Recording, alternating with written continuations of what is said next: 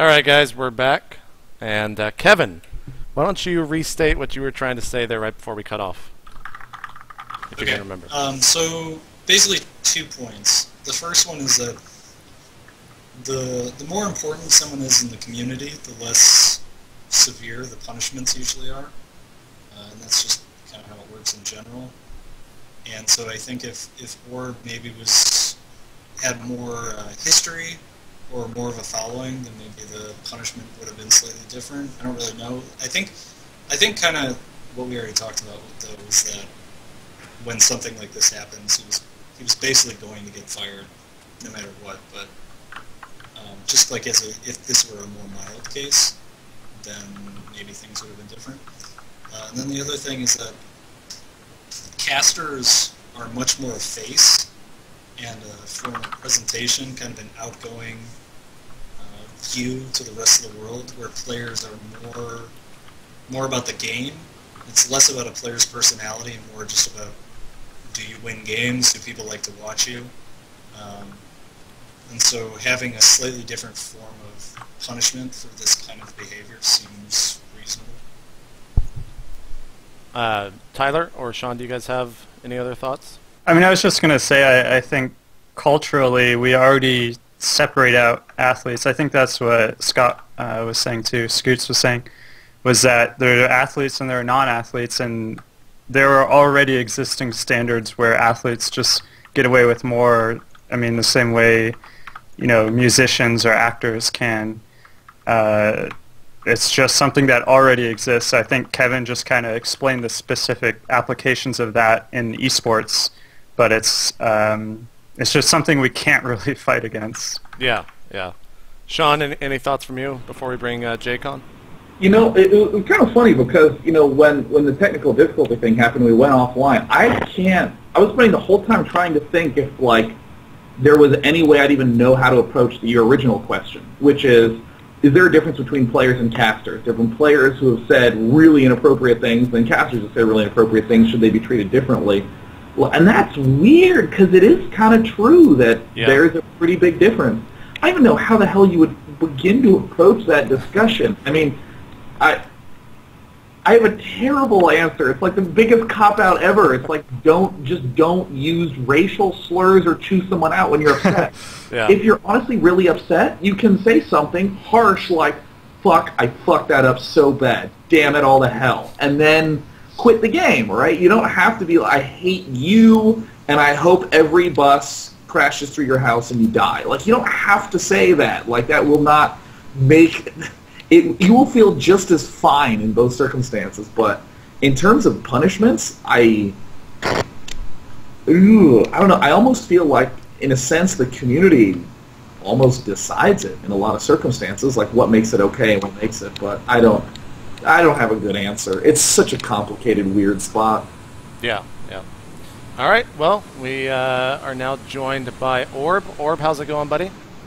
Not terribly. What's going on, guys? Can you see me? I don't know if my camera's up yet. We can. You're coming in clear. So, I mean, let me get your kind of side of things. I guess just first off, what to you was the crucial problem? Was it more of the language? Was it the fact that you at first seemed to not fess up to it? I mean, what is your side of the story in your eyes? All right. Well, I think the language was first and foremost the number one problem, but the root of the problem, what really caused it, was just my overall aggression and rage towards others, especially in that type of a circumstance. When I'm playing a game and I get really mad about whether I've lost or whatever causes it. But I'm not going to try to argue about whether the wording was wrong or something. No, it was totally wrong. What I did was 100% wrong, and I'm sorry for it. It was really a mistake. It's not something that I think really reflects who I am as a person, and it's just something I want to essentially learn from as much as possible and move forward as positively as possible. I feel like, in recent reflection, I came to realize that what brought me to be able to say such inconsiderate comments was really a lack of awareness at the height of my consciousness, I guess, towards the people I was affecting. I didn't realize how negatively I was affecting people. I feel like sometimes, when you play on ladder, you don't really think about the person you're playing against as a person. You try to dehumanize them when you're trying to beat them in a game. So I'm not trying to rationalize it. It was still 100% wrong, but I just think that's why I was acting that way. And honestly, I'm embarrassed. I'm regretful that I contributed that much to the BM in the scene and in the community, and I basically set an inexcusable example for others. So, I'm sorry for that. Now, in terms of kind of what was done, is it fair in your eyes that you were kind of let go from the EG corporate, or at least the cast? I'm not sure if you had a contract with them or exactly how that went down, but was how it all settled and everything, was that fair to you in your eyes? I could go into some weird discussion about all the intricacies of fairness and what they could have done, but to be honest, I don't think it matters that much. I mean, all of it stems from a mistake I made. It was still wrong by me. So what I think, if we want to talk about fairness, what might be a little more productive is talking about, was it fair for the community to go straight to sponsors, which is the discussion you guys were talking about earlier, which I feel like that's, if there's only one point I can get across today, it's how bad that is for the scene and how really terrible that is. And yes, what I did was bad for the scene also. I'm not trying to say that that's not as bad and we shouldn't care about that or something, but people make a lot of jokes about killing esports and such. I feel like there's nothing that really encompasses killing esports more than trying to essentially get rid of sponsors. And sponsors are hard to get, man. These teams don't just go out there not hey, Intel, you guys want to give us some money for some StarCraft? No, it's not that easy. So to really not respect the amount of work that those companies have gone through to get those sponsors, it's yeah, if the company makes a bad decision and they don't fire me and you don't agree with that and they've said this is our final response, we're not going to fire them, blah blah blah, then go to the sponsors, then do that. But when the CEO of the company tells you he's going to make a statement on it, I feel like that's such a good position for the community to be oh, okay, all right, you're going to make a statement, we're going to wait, we're going to withhold judgment, and then if you make the wrong decision, we'll go ahead and voice our beliefs on the matter. And kind of the last question, at least from me, I mean, what do you plan to do now? How do you recover from this? Are you talking with any other organizations right now, or are you just kind of going to lay low, or what do you do? Can I step in go ahead. For a moment? I wanted to talk on a point that you were saying earlier about the problem of messaging sponsors and stuff. I feel honestly the biggest tragedy of our entire generation is that people define themselves by what they don't like and what upsets them and what bothers them. That's such a tragedy that there's someone who's been quiet their entire experience in the StarCraft community then taking the hate out on the sponsor. And I honestly feel like reaching out to the sponsor is not bad so long as you were actively reaching out beforehand and being I support you, I support you, I support you, this is great, wait a minute, this isn't great. For me, what hurts so much is to know that there's not that many people who actively message the sponsors and say, oh, I support this product and I think it's awesome. When, in fact, 99% of people think it's great. And then when 99% drops to 90% over an incident like this, those 9%, I'm getting these weird numbers all the time, right? Those 9% will just rage and be so loud. So I would just say to anyone who's just listening, if there's something that you find that you kind of like, please send that message. I will even say that I have people full-time who just read the feedback box for Day 9 TV, and it's really nice. It's so nice just to know that someone sat down just to say something hey, I watched this daily, and I thought it was great, and I won a couple of games. Thanks. And I'm oh, I'm not full of shit. Oh, thank God. Yay! It's it actually means a ton, so much that you wouldn't believe. So be nicer. Yeah, sorry, totally interrupted. Go on. I couldn't echo that more, man. I got to say, when the incident first happened, I was an emotional mess, man. It was such an awful situation. I was so happy where I was working with EG, and I was so happy with all the people I was working with at the house and everything. So I was devastated, and then I actually received a lot of really nice, kind comments from people that were supporting me, and so I do want to extend a thanks to those people as well. I agree, and for myself as well. The nicer we can be in the community, the better. So I don't know. Hopefully, I'll be able to move forward. You were asking where I'm gonna go from here. Yeah. What do you plan to do now? I mean, after kind of this is all said and done with. Well, I'm certainly not going to stop casting, man. I know that for sure. I love casting. I enjoy it way too much, and I'm not gonna let the haters win, man. I'm gonna keep casting. I'm gonna keep having fun with it. And I just want to move forward and just be as positive as possible. Just Cool. learn from this experience as much as possible. Cool. Well, I mean, that's it for me. QXC or Tyler, you guys have any questions or comments to Orb? Yeah, I guess the one thing that kind of seems a little out of place here is I know there's a lot of people who say things like this just in different situations. Like, I know kind of this type of BM isn't like completely outrageous. Like, there's other people that do it. Do you have an idea of who might have been kind of the instigator here? Because it seems to me like you made someone really, really mad, and he just wanted to take you out. Like, it doesn't seem like it was any kind of person who was actually offended by racism. They were just like, I hate Orb, and I know how to get him, and I'm going to take him down. Like, that's kind of the vibe I get from this whole situation. There's no, like, the problem is there's no one person, man. Like, anyone who's watched my stream, back in the beta, I wasn't, like, a nice person when I would play this game, Like, I like to, in real life, I like to think of myself as a nice person. I generally like to be nice to people, and I'm quite empathetic when I can actually see a person face to face, but for some reason, and this is what I now know to be wrong, and, I'm trying to kind of change my viewpoint on, for some reason I used to always just kind of tune out the fact that, it was in the back of my mind somewhere, I'm sure, but kind of tune out the fact that, wait a minute, I'm playing against an actual human being, like a person who is trying just as hard as I am to win and, really putting a lot of effort forwards.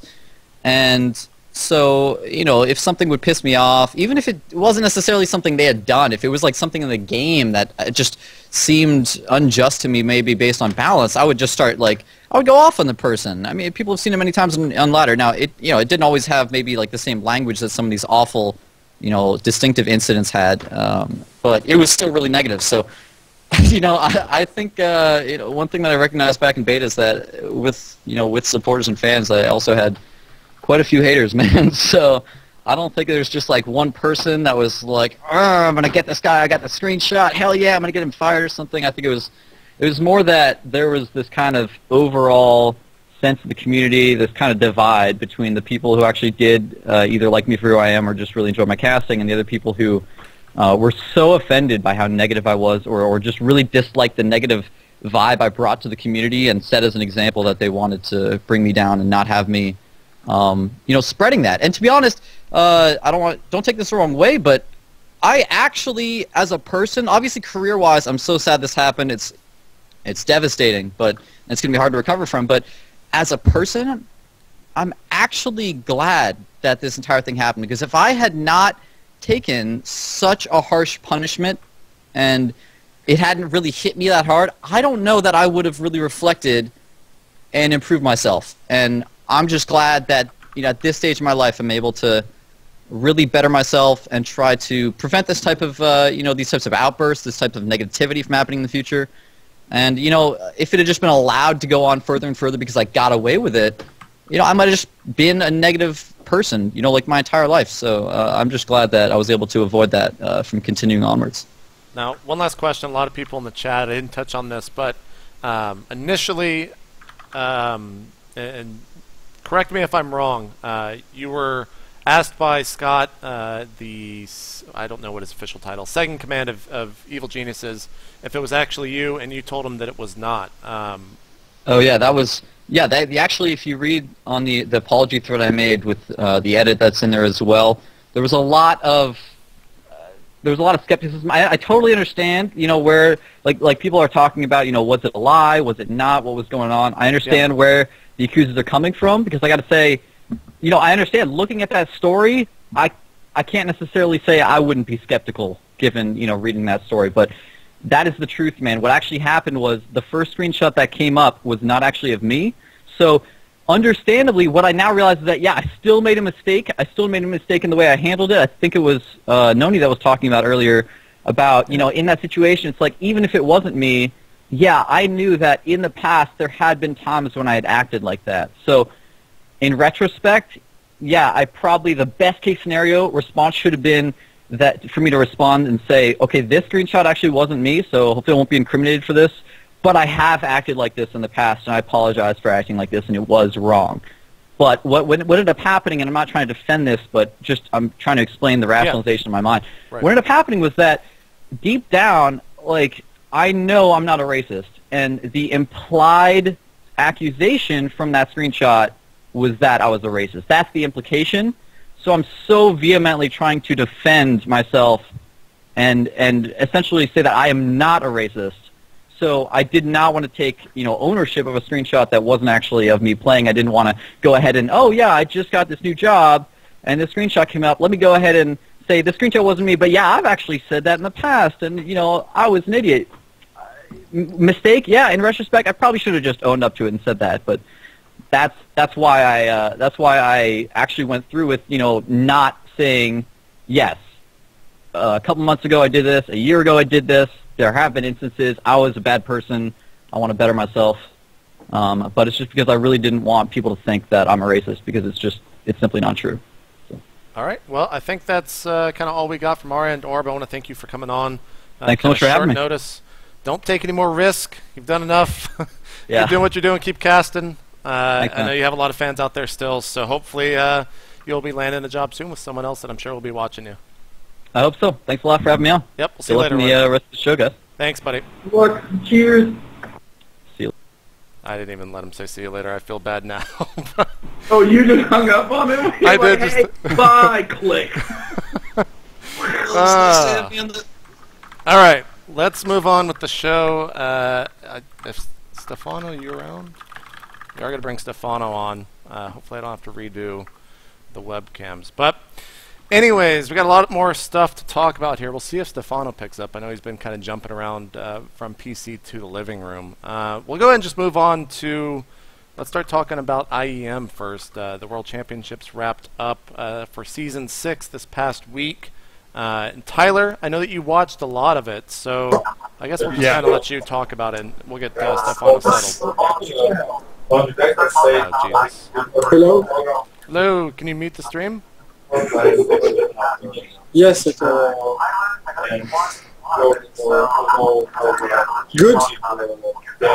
It must be on a TV or something behind you. You're going to have to mute that. Oh, they asking for me. Yeah. Thank you. Perfect, perfect. Can you turn on your webcam? Or do you have a webcam? Yeah. Cool.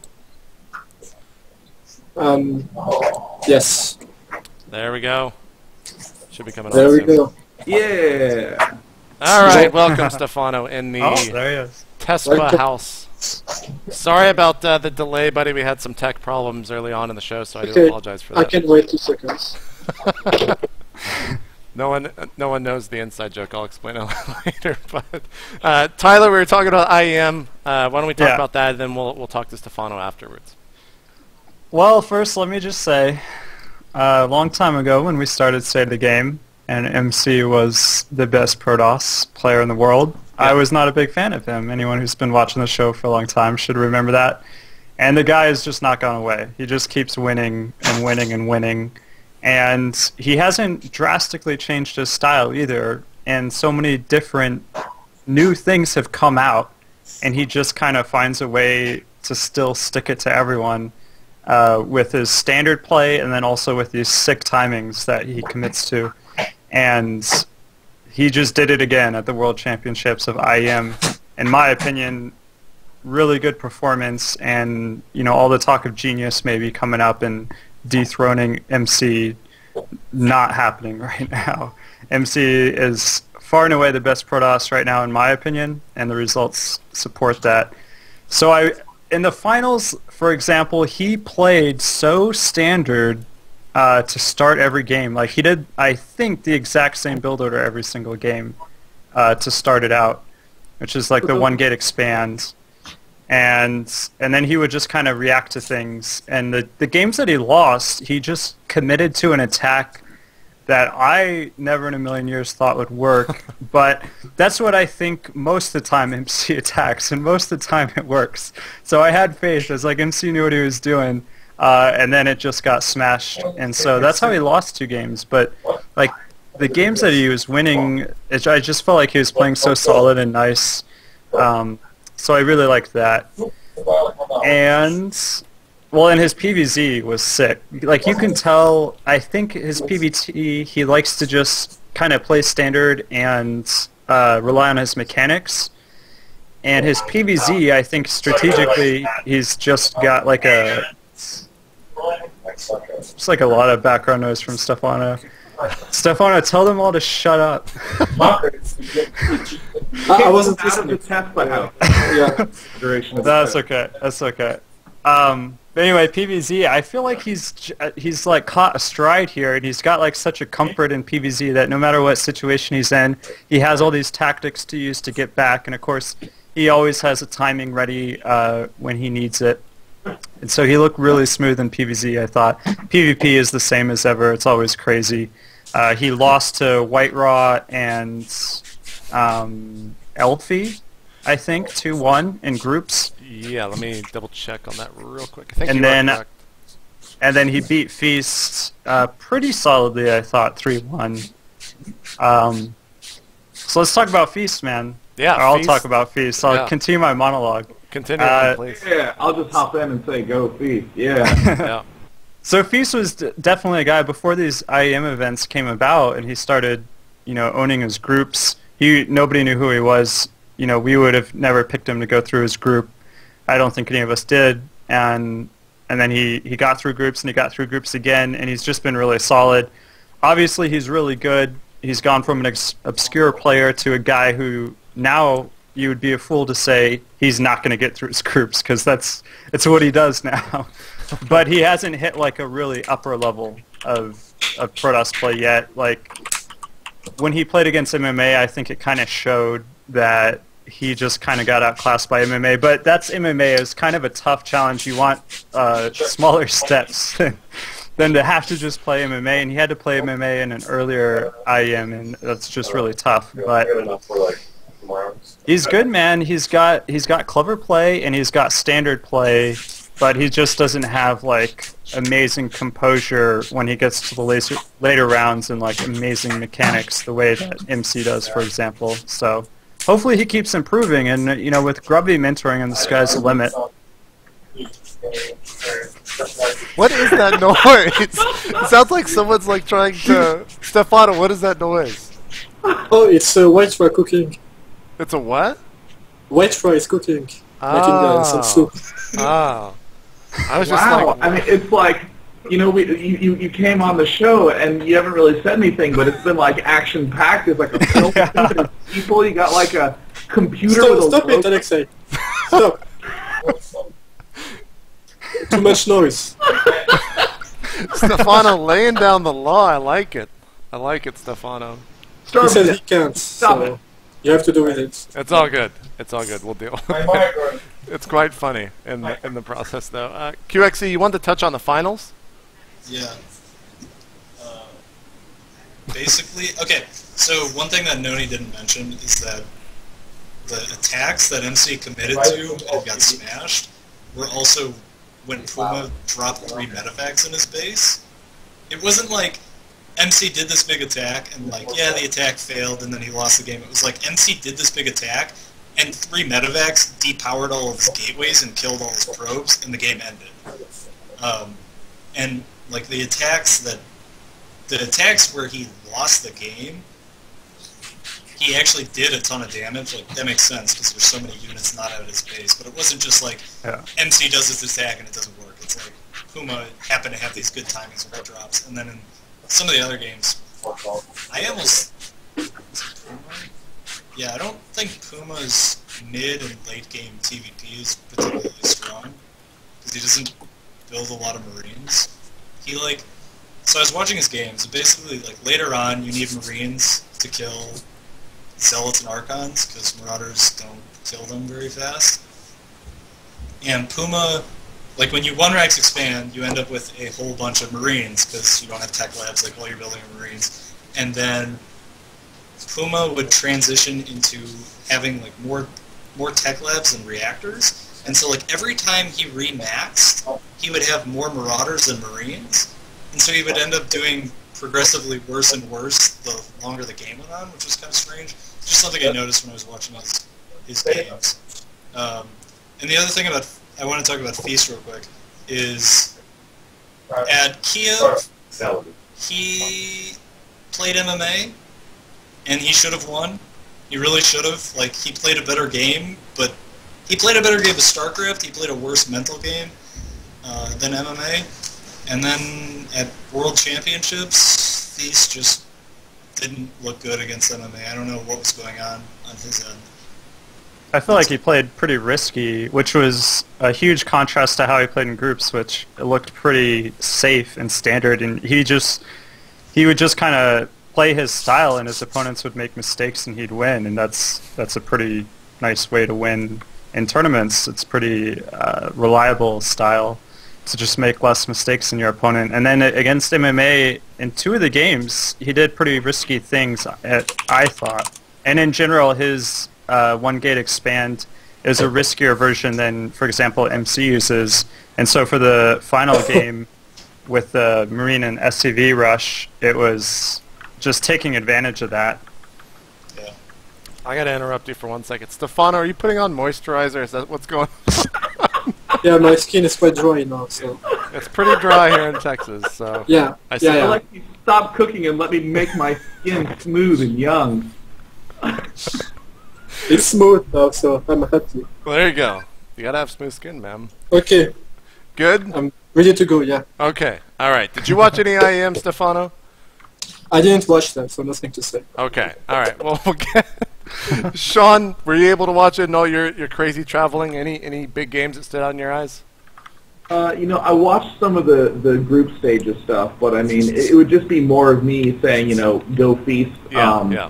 Generally talking about the play, but I do want to note that from a competitive player point of view, his rise was really fast and sharp, and it appears consistent. I mean, there's a lot of people who sort of spiked up, disappeared, and that's it. But I like the fact that it's was not very well known, made a blip on the radar, and followed it up with something awesome. So go Feast. I feel like we probably can't cover IEM anymore than we already have, but MC did win it. There was the big upset by Puma, taking out MMA in the semifinal 3-1. QXC, did you happen to catch that game at all? Yeah, I watched the replays. I felt like MMA was the Puma as Feast was the MMA. MMA's TVT just did not feel like a top-tier Korean. It just felt... He felt off. Like, he played well in the one game he won, and the other games he just did things that didn't really make a lot of sense. Like, what it kind of felt like to me was MMA went into the series mentally off for whatever reason, lost to Puma, realized, like, what the hell, how did I lose, and got himself together and then smashed Feast. Like, that's kind of how I saw it. All right. Well, let's not talk about IEM anymore. Stephano, we brought you on in a weird conversation thing that you didn't watch, so I want to talk to you a bit. First off, happy birthday, buddy. Thank you. What did you what'd you end up doing for your birthday? I know you went out last night. Did you do anything else? Well, I got drunk and high, and I got remember everything, but it was fun. Nice. Yes. How are you enjoying Texas? I don't. Is it like cool state on stream? But I don't know. It's all Okay, good, buddy. it's good. It's the state of the game. It's insanity. Good. It's completely. This entire episode has just been completely ridiculous thus far. So just roll with it, man. Are you enjoying Texas? Do you like your time in Texas thus far? Yeah, it was really fun. I just came back from a shooting stand. I tried like 3 guns, AK-47, some 2 pistols. It was amazing. Really happy about it. We're getting them to shoot guns in Texas. Wait, what's it like living with all the players that you're living with right now? Is that kind of a new fun experience? I actually only living with White as a player, and we're playing as much as possible. I'm kind of used to it because I was in the Millennium House for 1 month. Yeah. So I was living with Blink, Thorson, and other Scott. So nothing new for me. Now, what about your show match versus White Raw at the IPL South by Southwest? Did that kind of go as planned for you? Yeah, kind of. As the plan was to win, so it did. But yeah, it was really cool games. If you watch them, it was always entertaining games. And I tried my best to make some show. even if the score was like 5-1, the games were pretty close and interesting. So I'm happy. What was the actual event like? Was there a lot of people there? Were you thinking there was going to be more? How did that kind of go in your eyes? Well, I expected way more people, as I was told that it was like the biggest concert or festival in America, something like that. Yeah. So I expected like way more people to move in, but it was still kind of full. So it was a kind of huge crowd, but I expected a bit bigger. Kind of in the same lines as that show match. What is going on with you and Naniwal right now? There's constant tweets between the two of you. There's this giant thread on Team Liquid. Well, someone asked me if I was okay to play a shot match with Naniwal like 2 weeks ago. Yeah. And Naniwal said he was okay, and then he tried to find some excuses, like it was his birthday and he couldn't play on NA and stuff like that. So shit. And then I tried to trash talk him on Twitter, saying he's a pussy or stuff like that, and he had to accept the challenge. But I told him like to put 5k on the table if he wants to do the show match. But it was like more like a big trash talk for me than the truth, because I don't feel like putting 5k on the show match. It's a bit too much for me. I'm not like a gamble player. Yeah. But I think we will do it for sure. We'll just like try to find the correct prices. Would you be willing to throw in any money of your own, or no? Would you just rely on the... I'm thinking about it. It's kind of hard because it will be the first time I put my money on a game. So the show match will come, so don't worry. Awesome. Awesome. Now, kind of talking about yourself now, skill-wise, where do you feel you are compared to everyone else? Do you kind of feel like you're the best foreigner right now? Globally, how do you rank yourself, and where do you feel right now with your skills? I actually really don't care to like trying to find who's the best foreigner right now. Even if I do the show match against anyone, it's not like a sure result to say who's the best. Yeah. And I feel like I'm one of the best Zerg in the world, but I can't really say a rank. Maybe top 10 Zerg in the world. I feel like I have a good level. My goal when I start like going pro on Soccer 2 was to be in the best. I think I've achieved it, and now it's to stay in the best, and it's the hardest thing to do.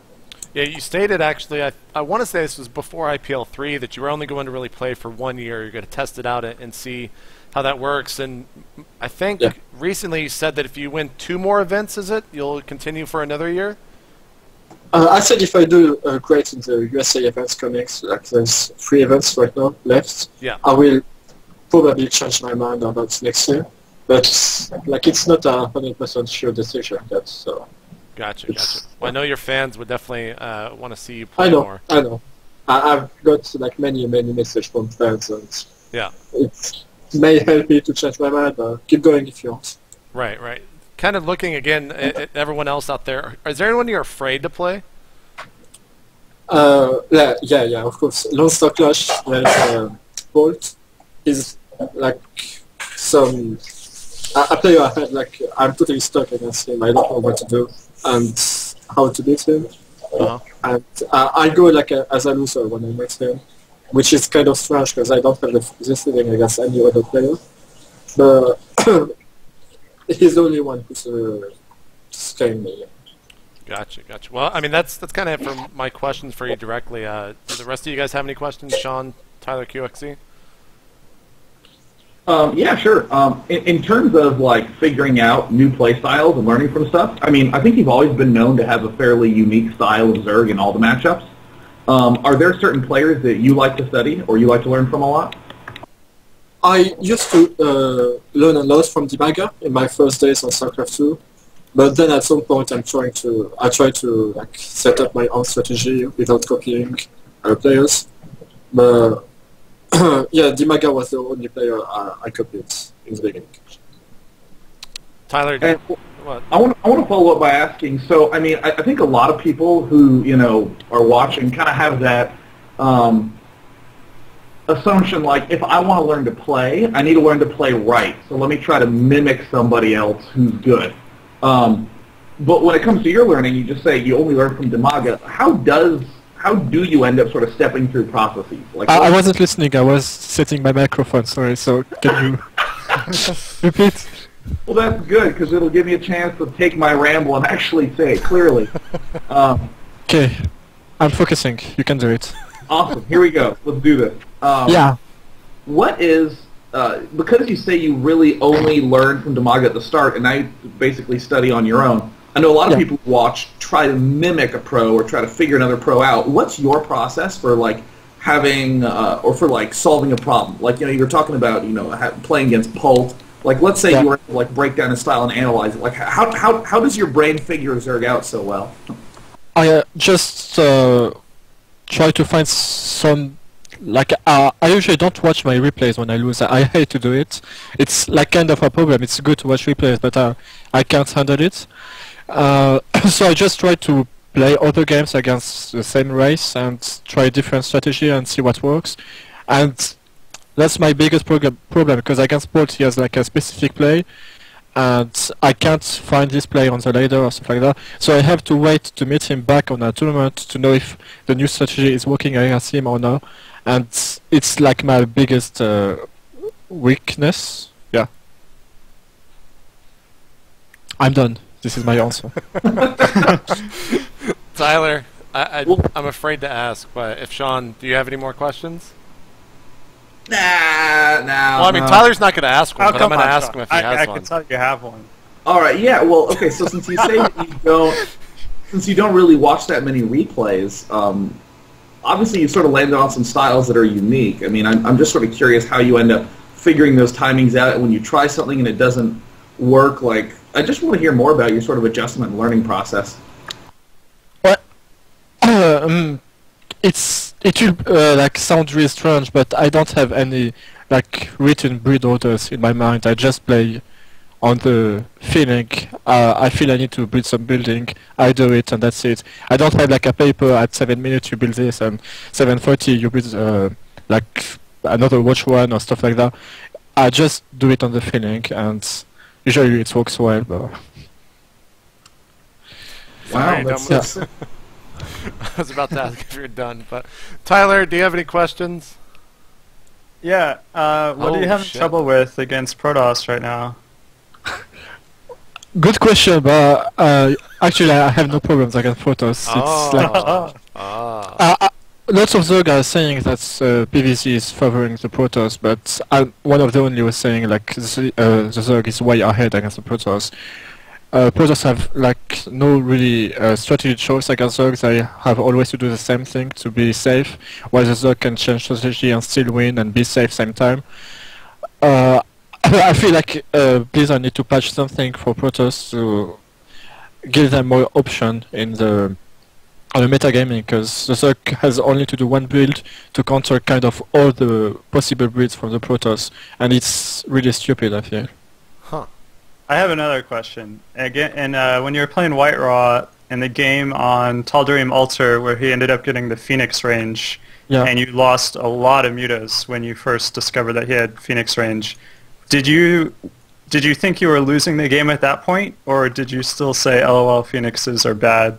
I'm gonna get in faster"? I knew I kind of won the game as soon as I lost my muta. It's as weird as it sounds, but Phoenix is like the worst unit in the game, because once there's no air unit, you can't do anything about it with it, and he could only get zealots, and it sucks. So it's like the worst decision to make to counter Mutalisks too. Even if Blizzard tried to patch it with a range upgrade, it's still shit because you need to get 2 infestors to kill them all, so it's, yeah, really bad. I like it. I like it. QXC, do you got any questions? So, I remember hearing... Hello! Hello! Hey! We've never actually met, which is a little strange. Good! Someday. Are you going to IPL? Yeah, thanks for following. Yeah, I'll see you. So, do you only practice 3 hours a day?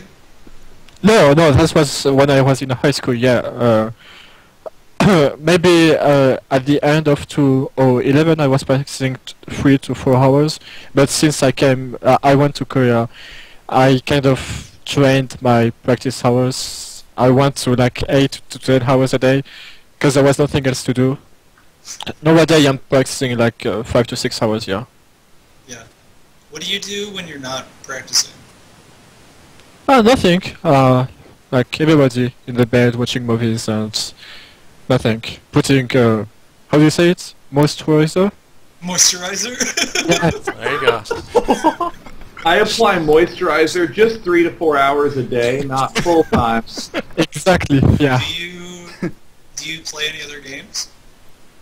I just want to say I have the softest skin ever because of moisturizer.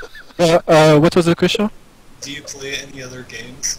Oh, I recently downloaded Star Wars: The Old Republic, but it sucks. I played like 2 hours. I played League of Legends. I'm level 6, and I stopped. Nice, good choice. Yeah, thank you. Yeah, that's it. I don't play any other games, like iPad games, maybe some like small games. Nothing, no big deal. So does that mean you watch movies for like 6 hours a day? No! Like, I spend the rest of the time eating, peeing, pooing, and showering, walking into... I don't know, I find something to do. Don't worry for me, I have activities.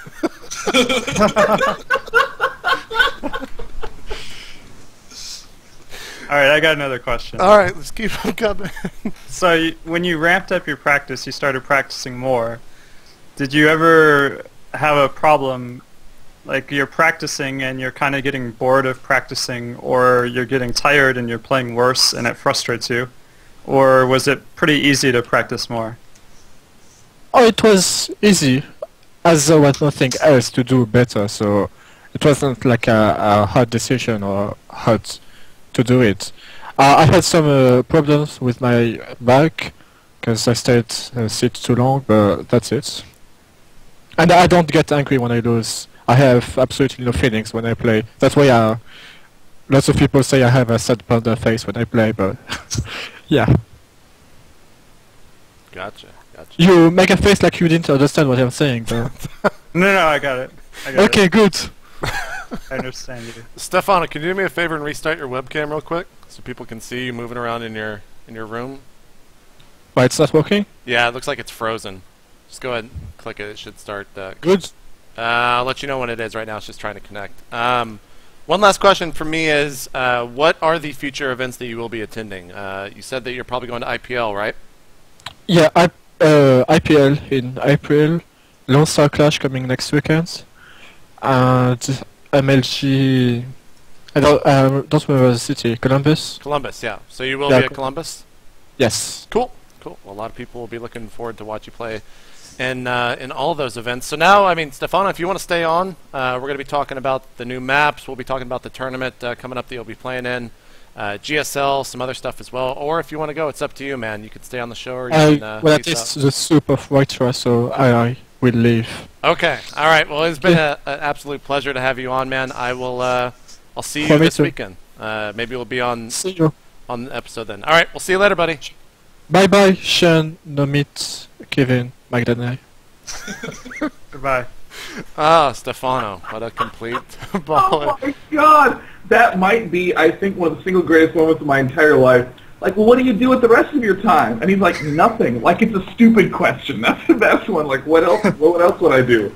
I'd play StarCraft and do things that an organism does to not die. I'm like, oh.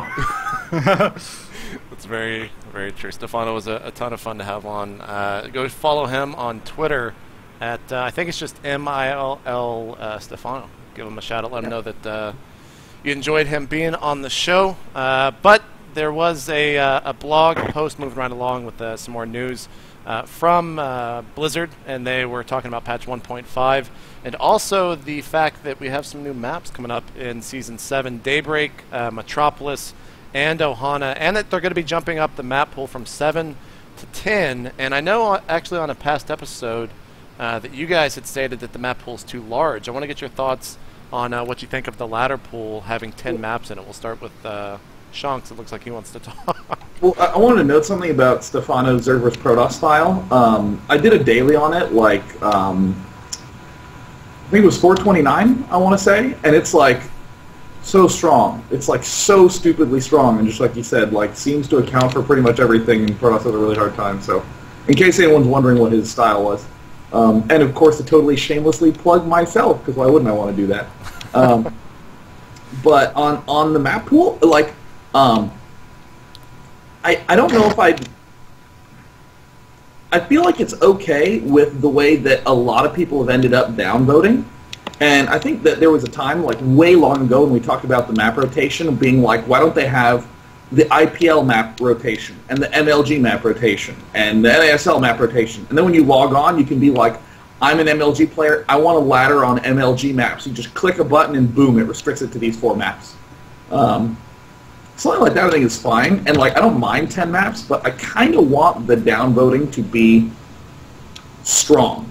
I don't know how strong the downvoting system is or isn't, because I feel like almost everyone downvotes the same maps lately.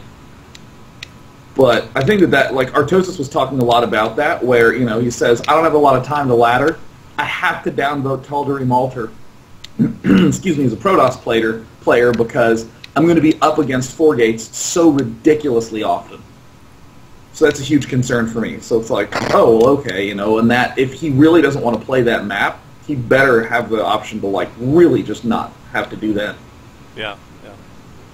Tyler, what are your thoughts on the map changes and increase in map size or map pool size? Well, I don't mind a ladder map pool being huge. That's not so bad. Tournament map pools I think should be small. Of course, that's another issue, but 10 is pretty big at this point. Are you happy with the maps they decided to include in the ladder? Daybreak, Metropolis, and Ohana? Yeah, those are alright. I like them. They're good choices. I mean, this is what we wanted from Blizzard, was for them to stop putting their own maps in. Yeah. Well, it's what we wanted, because I mean, tournaments, they kind of have to make their own maps, and we have to have the tournament maps in the map pool. So right. There's really no choice. Blizzard has obviously made some good maps, so that's not an insult to their maps. Yeah. I also like the fact that in that same post there's a poll which everyone should go and vote in for a map that they should retire. This afternoon, I think about 6 hours ago, Shadow Temple was winning with like 26%. It was pretty far in the lead. But you can go and actually... all right, Sean. Sorry, I started reading the Skype chat. You can go and actually tell Blizzard basically what map you want voted out, and it seems like they're going to do it. So if you don't want to see Shadow Temple, Metalopolis, any of those old maps, you can actually have it voted out. QXC, your thoughts on the maps kind of they proposed? Do you like them? Yeah, I mean, Daybreak is kind of questionable, but the other ones, I think they're all pretty good. 10 is a lot, definitely. I don't know if that's too much. Like, when I say it's a lot, like, it seems like a lot, but I don't know if it's too much or if it'll be bad. Yeah. And in terms of voting out new maps, I don't really care. It's just nice. People just like variety. Shattered Temple isn't a very exciting map. There's not really any character to it. And when you remove the gold, it gets even more boring. So I'm not too surprised that it's going to go out. Yeah, I don't know. It's cool. It's cool that we're going to have real maps in the ladder pool instead of other maps. It's good to see Blizzard kind of taking that initiative. And also everything else that they announced in patch 1.5 sounds pretty great. So we'll have to see when those official notes come out exactly what all they're doing. But Sean, I know you have to go soon, and I know you're actually at the Red Bull venue right now that you'll be casting from this weekend in Orlando. But tell me about this tournament and kind of preview it. And I will actually, you want to show everyone the venue? Yeah, let me full screen you real quick. I'm in the upstairs production screen area, so you can actually see the laptop reflection in the screen. But so here is the basic venue. It doesn't have a lot of the chairs set up. You can still see a lot of like lifts going on. But there you can see in center stage, there's the adversary booth that they had at the same Red Bull LAN in Santa Monica last year. You see the places for the 12 players behind there.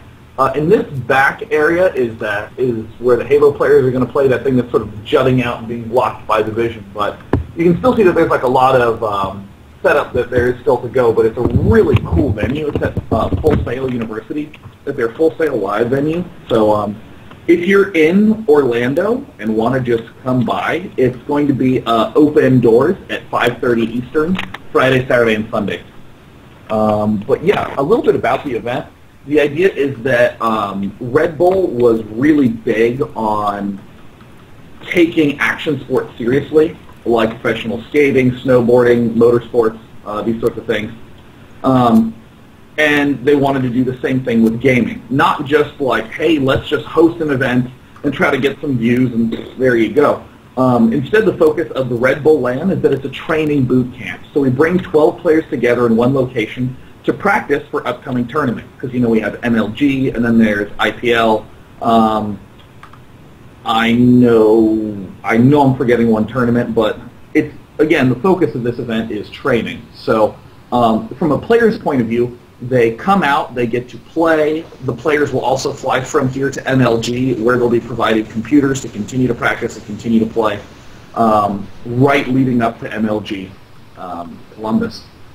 Cool. So from a observer's standpoint, like how do you watch the event, it'll be streamed through my channel, twitch.tv/day9tv. Red Bull has a channel at redbullusa.com/LAN, where they'll have like a lot of videos posted and that sort of thing. And the broadcast will be from 6 to midnight, Friday, Saturday, and Sunday, all Eastern time. They should already be added to the Team Liquid calendar. In case any of you want to know the best way to do it, the best way to ever watch StarCraft events is just go to Team Liquid and look in the top right sidebar. Because we want to get a better look at who the players are, we've chosen 4 players to be the focus players for the event, and most of the stream will be focused on their progress. So for instance, on Friday, we'll be starting it off by focusing on Liquid Chef, and we'll hear about what it is, you know, where he's from, who he is, an interview with him, and then we're going to have an actual training challenge for him. It's not just going to be, all right, let's just watch Chef sit down and play, but for instance, for him specifically, what he said his biggest issue is Protosses who open with some sort of air opening and then transition into a 3-base Protoss death ball. So like Void Ray Phoenix into 3-base Colossus Stalker. Something like that. He struggles with this a lot, he says. So he's been training a lot against that, and when he comes down to play, we're going to see him try to defeat that a whole bunch of times in a row. And let's say that he's gotten to the point where he's nailed it down and looks great. Now it's time for him to be up against a player who might go 3-base or who might just 2-base all in after the airplay. So that way the players actually have a chance to hone specifically what they're looking for. Thorzane is going to be focusing on like mid-game attack timings and Terran Berserk, trying to figure out where the Mutalists are positioned and where he can drop an attack. Rhett is working on transitions late game to Broodlords against Protoss and so on and so forth. So we'll get the chance to actually focus on these 4 players throughout Friday and Saturday. And we will, of course, get some practice games in of the other players throughout. But on Sunday, we're having a mini training tournament. So that way there's actually a way to have a broader benchmark of your own play at the end of the weekend. The focus is still not on who's going to be the champion, who's going to be the best player at the LAN, because it's a training LAN. So, of course, a really important part of any good competitor is that they're actually comfortable playing in front of a crowd and comfortable playing with pressure. So that's why behind me you can see, I think the booth is right there. There we go. There's the booth where they'll be playing all the tournament matches in that we'll be casting on Sunday. So I'm really excited because the venue is like really kick-ass. Now, I actually have one question for you. In a interview, or at least a piece that the Orlando Sentinel ran, at the very end of it, it says, after Orlando's games, the team will head to Austin, Seattle, Boston, and Chicago. Are you going to be at all those cities? Can you give me any more details about those cities? Is there anything you can say to that quote? Oh my God! I'm sorry. I actually just realized what you're saying. I thought you were talking about the players after the LAN are going to go everywhere. I was like, no. Now they're going to Columbus. That's JP. They lied to you. Yeah. So there will be many more training LANs to come after this one, and I would definitely just say that if you are nearby those areas, definitely try to make sure that you're available when dates start to be announced, because Red Bull kind of has a history of choosing really kick-ass locations. Like the Full Sail Live venue is really sweet. We kind of have an awkward angle since I'm in a dark room sort of elevated above everything. Yeah. But, yeah, we're excited and hoping to work closer with the teams to really get the chance to interface with players who are, you know, really struggling, or players who are solid but have like a critical weakness that they want to work on, because it's kind of like we were talking about earlier. The number one thing that esports has always needed more of and continues to always need more of is people just taking it seriously and pushing it to the next level. It's at a point like this where if you think, okay, if another tournament comes up, does that make as big an impact? Does that demonstrate how seriously people take it? And we've had the huge rise in popularity and growth of numbers and viewerships and that sort of thing, and now we're actually getting the chance to say, okay, now since there are these huge viewer numbers, since there are a bunch of established pros who can make a living off this game, how do we make them play in the best possible environment? Which I'm really excited that an organization the size of Red Bull is taking the time to try to answer. Awesome. Awesome. I know a lot of people will be watching. Sean, I think you're getting kicked out. So that's It is 11:30. 11:30. So Yeah. I'm going to be removed from the venue, or I've been locked in already. One of the two is possible. There you go. There you go. All right, Sean. Well, I will. I'll do my best to try to tell you if we're doing the next show, so you don't miss it. I know you're busy. Everyone watch this weekend. You said that'll be on your stream, correct? And on TV? Yeah. And again, if you're ever confused, go to teamliquid.net, and there will be all the stream links there. Not only will there be the StarCraft, there'll also be the Halo on their own separate stream. So I know there's a lot of crossover between those two communities. So, yeah. Awesome. All right. Well, Sean, thanks for coming on. We will see you next time, buddy. Yeah, and I wanted to give an extra special thanks to the unbelievable and amazing supportive StarCraft community that did a follow-up on Twitter to help me break 100K, which means that I'm only a little bit behind StarCraft on Twitter. That's like my life goal. I will totally fist pump and celebrate by eating a Twinkie or something if I can pass StarCraft. There you go. Go follow him if you aren't already, but I'm sure you are if you're watching this show. So, we'll see you later, Sean. I'm going to let you go. Bye. Peace. All right. And then there were three. So we got a lot of stuff still to actually talk about and cover on the show, but I think I'm just going to scrap a lot of it. Yeah, I'm gonna head off the show too soon. Yeah, so I guess the last thing, we're going to scrap, I'm sorry guys, but the actual game conversation about balance and matchups, that's got to go. It's just the nature of the beast. We'll talk about GSL next time as well. It's only up and downs right now playing, not the most important stuff. Go check out more information at teamliquid.net. But I do want to talk about the Lone Star Clash here, as we were actually given the brackets to announce on the show. So let me go over to this other scene here. And Tyler, you haven't actually seen these yet. No one's actually seen these yet, as far as I know. So QX, you're going to help me or help us preview this stuff, and then we'll call it a show. But Tyler, you got White Raw in the first round, and then you play the winner of Sleep and In Control. What are your thoughts on that, and also just on the bracket as well? What, I play the winner of who? Sleep and In Control, so Sleep. Okay. Since he's not on the show, I can say that. Well, I don't think anyone ever likes getting in PvP. I'm still waiting to meet the Protoss player that says PvP is my best matchup, my favorite matchup, I always want to get it. Really nobody does. So it's going to be tough for me to show skill, I guess I would say. Like, I mean, you can... When you watch a PvP, sometimes one guy outplays another. That's pretty clear, and especially in a best of 5, you can see that too. So it's not like it's completely void of skill, but it's hard to always show it in each individual game. Whereas in the other matchups, I feel like you can have a really cool all-in that nobody's done before, or you can have a really safe way to play set up, or all these different kinds of things that are more interesting. So I wish I had a different matchup, but that's the luck of the draw. So with these few days before Saturday, I will practice PvP and make sure I can bring my best PvP builds and get through that first round. So I'm looking at this bracket right now, Tyler. Yeah. In the bottom portion, Stephano versus, you think, Bling? Or you? If you can take out White Raw and Sleep? You think that's correct? Stephano should make it to the semis, though, right? I don't have the stream up, so... Oh, I can't... I guess I could send you the file. Let's see here.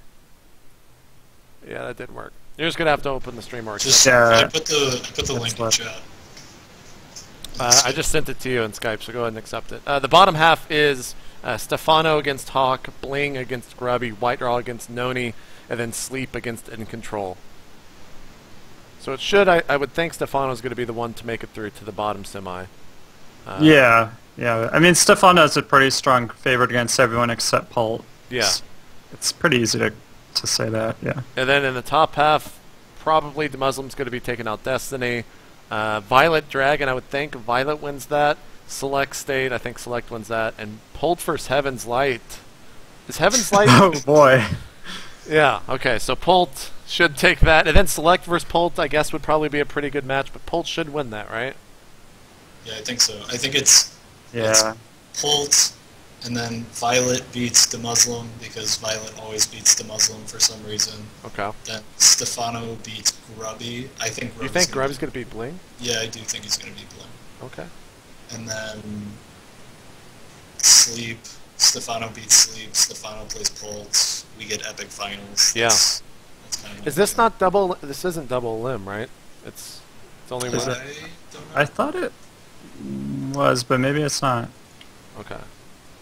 Well, regardless, I would not be upset if we saw a Pult Stephano rematch from Assembly, because I was not able to watch that at all because I was at the MLG Winter Arena. So I'd love It is double limb. Okay, it is double limb.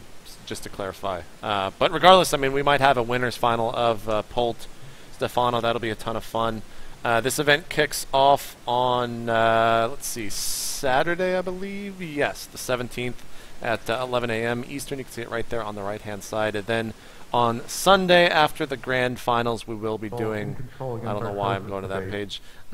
We will be doing a State of the Game live on Sunday there after the grand finals have wrapped up. Myself, In Control, and Tyler will all be in attendance. Probably have Stephano, White Raw, Destiny will probably make an appearance. We'll see who we can get together for that final episode. But that, I think, is going to do it for this completely insane, weird episode of State of the Game. The next one will be on Sunday, followed by an episode from MLG the Thursday of next week. They're from the MLG Hotel Room in Columbus, Ohio. I will say, before I get some shout-outs for everyone else, go check out the MIT Esports panel. It has Day 9. I meant to actually ask him about that. It has Day 9, Sundance, Alex Garfield from EG, and Tosspot moderating that, and is there? Oh, and Mike Morhaime, although he didn't really say all that much on the panel. But you can check it out. Google it. There's a YouTube video of it. It's about an hour long. Has a lot of interesting stuff in it. Also, I want to mention the Matthew Fink tournament, which is a community tournament that the Look No Hands guy is running. You can go find out more information over on Team Liquid. It's going to be a fundraiser taking place, I believe, next week. Yeah, March 20th through the 22nd will be a streaming marathon. Some players and invites will be announced for that pretty soon. Go check that stuff out. And also, I guess that's it for me. So, shout-outs, Tyler. Shout-outs. Shout-outs to my team, Team Liquid, our sponsors, Little App Factory, Razer, and Twitch TV. You guys, the sponsors, make esports what it is, so thank you very much. And QXE, shout-outs. Yeah, man. Shout out to my team, Complexity, our sponsors, Creative, PNY, Sound Blaster, Origin, QCAD, Nation Boys. Check me out on Twitter, ColdQXC. Check me out on Facebook, QXC. Yeah, if you want coaching, I'm doing that. Right now I've got a discount for the next week or so, qxc.coaching@gmail.com. And yeah, Thanks for having me on the show. It was fun. I'm glad I finally got to talk to Stephano. It's so weird that I haven't actually met that guy. Stephano's fun, man. Yeah, he came into the scene right when my semester started, and I wasn't able to go to as many events. He's a good guy. A huge shout out to both Stephano and Orb for coming on. Was a fun episode, and now I get to have the pleasure of editing, uploading it, and trying to figure out how to combine 2 MP4 files. But that's enough bitching. We will see you guys on Sunday over on the Lone Star Clash tournament stream, and then after that we will see you Thursday right here on this stream channel, twitch.tv/stateofthegame. And please, for the VOD of this, will be up on youtube.com/itmeJP. Check it out, subscribe to it. It really helps us a lot in doing that. But that is out. That is it, rather. We are out. We'll see you guys on Sunday. This has been State of the Game, signing out.